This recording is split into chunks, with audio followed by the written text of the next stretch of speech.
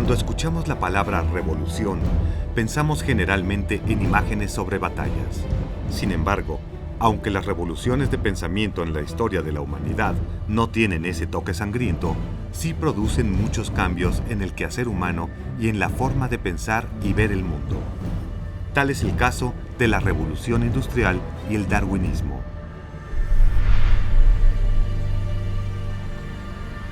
También en las matemáticas hubo revoluciones de pensamiento. Una de ellas fue la del cálculo infinitesimal, tema que hoy nos ocupa. El cálculo dio origen a las matemáticas modernas y por ser una potente y eficaz herramienta para el estudio de la naturaleza, sus consecuencias llegaron a otras disciplinas como la física. Los griegos, en particular Arquímedes, ya habían trabajado en algunas cuestiones relacionadas con el cálculo.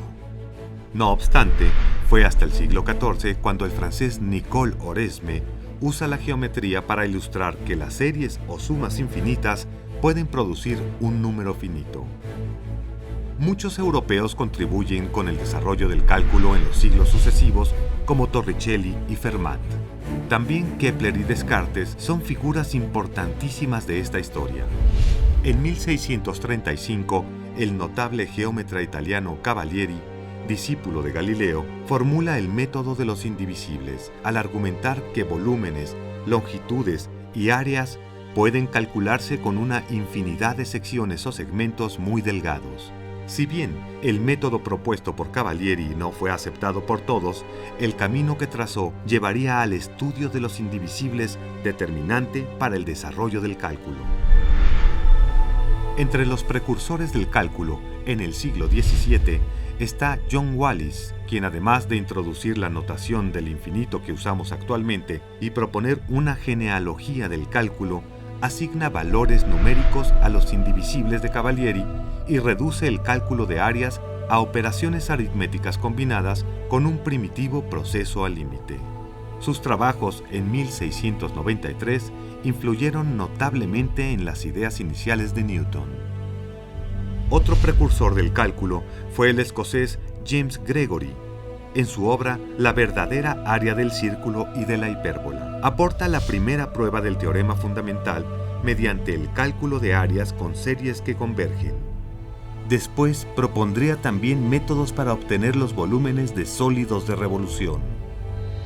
Isaac Barrow, maestro de Newton, demuestra en 1669 la versión geométrica del teorema fundamental del cálculo. En honor a su trabajo, el segundo teorema fundamental se conoce como la regla de Barrow, que permite obtener la integral de una función utilizando la antiderivada. En el último cuarto del siglo XVII y de forma independiente, Newton y Leibniz crean el cálculo al desarrollar las reglas de derivación y aprovecharlas para integrar. Los aportes de ambos fueron de mayor repercusión, pero no vayamos tan rápido y revisemos brevemente el trabajo de cada uno. El primero en descubrir la derivada y la integral fue Newton, aunque no lo publicó. Su primera obra sobre el cálculo fue escrita en 1669 e impresa hasta un siglo después. En ella, Newton usa las antiderivadas y el teorema fundamental para calcular el área bajo una parábola. 2 años más tarde, escribiría su segunda obra publicada hasta después de su muerte, donde describe los conceptos de variable en función del tiempo y la derivada con respecto al tiempo mediante el uso de fáciles reglas algorítmicas. El otro descubridor del cálculo, y primero en difundirlo en la revista científica pionera de las actuales, Acta Eruditorum, fue Leibniz. En 1680 desarrolla una teoría de sumas y diferencias infinitesimales que dan origen al cálculo, término acuñado por él mismo. Más tarde, en 1686, propone la notación que se conserva hasta nuestros días de una S alargada para representar la integral y dx para la diferencial. La controversia suscitada entre los seguidores de Newton y Leibniz sobre quién había inventado el cálculo daría pie a una de las grandes disputas científicas de la historia. Actualmente sabemos que cada uno con sus propios métodos llegó a sus conclusiones sin necesidad del otro, por lo que se les atribuye en forma conjunta la autoría de esta rama de las matemáticas. El cálculo se centra en el estudio de la razón de cambio y trabaja con límites, derivadas, integrales y series infinitas. Tiene muchas aplicaciones en ciencias e ingeniería. Con los años se profundiza en el estudio del cálculo y se funda una rama de este conocida como análisis matemático.